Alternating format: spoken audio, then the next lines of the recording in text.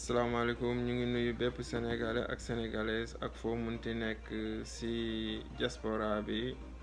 tey nag dafa am benn thème boo xam ne lañu bëggoon waxtaan ak population bi, muy insécurité.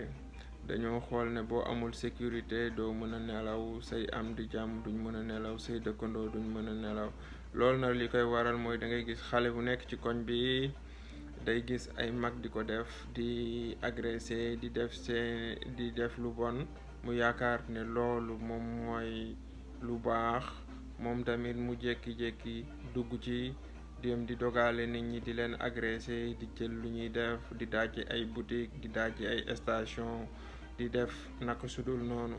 da ngay gis aussi ñoo xam ne dañuy gis ki nga xam ne day wut xam-xam, muy étudiant bi dem jàng ji di wut xam-xam bay ñibbi, ñu dogale ko jël li moom des fois dañuy dem sax ba jël ci seen bakkan.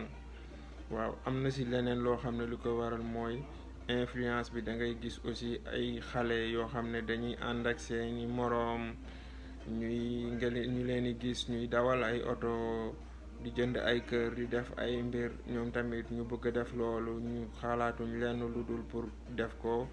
ñu génn di dogale nit ñi, di jël li ñu moom, di leen agressé, di dajji boutique nit ñi. des fois nit ki sonn ci defar ay mbiram, créer entreprise am, di jaay ay produits, di def ay service am, nga gis teg ko daal di dem guddi gi ñu ñëw def dajji ko jël lépp. da nga gis ñoo xam ne dañuy def seen mbir, def ci ay vidéo de surveillance, def ci ay caméra, def ci lépp, réewul dañuy ñëw jël ko dem seen yoon.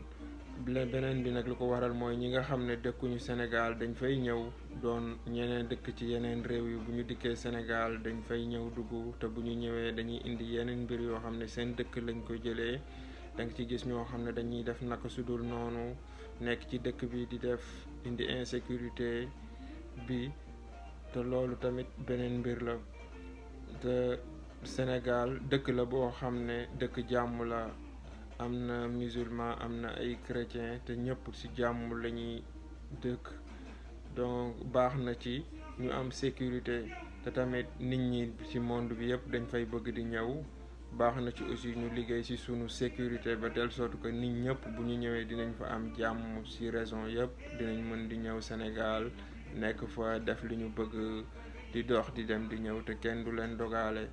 da nga koy xool, boo xoolee ci dëkk yi sax ngay gis ni dëkk tubaab bi ñoom tey foo munti dox, boo doxee 5 mètres yoo munti dox da ngay gis police mu ngi nekk ci sa wet.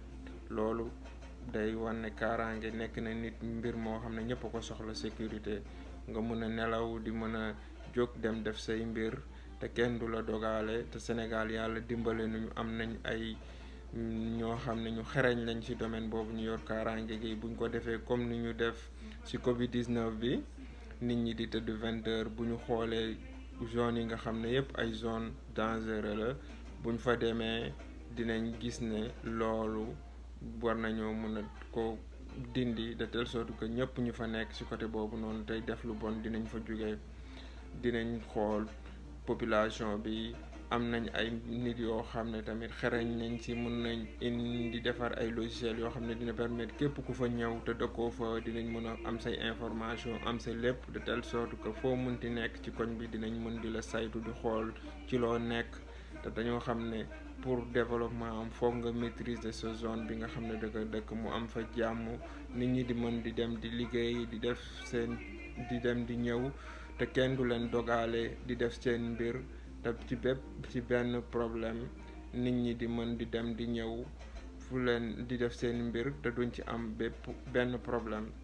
tey nag ci loolu lañ doon waxtaanal, mooy lu jëm ci insécurité. dinañ ñëwaat ak yéen ci yeneen vidéo. ñu ngi nuyu bépp sénégalais ak sénégalaise foo munti nekk, muy ci Sénégal muy ci diaspora bi. ñu ngi lay ziar di la nuyu, te di leen yëgal ne dina am yeneen vidéo yoo xam ne dinañ dikkaat, dinañ ko defaat. ñu ngi leen di nuyu, wasalaam, jërëjëf.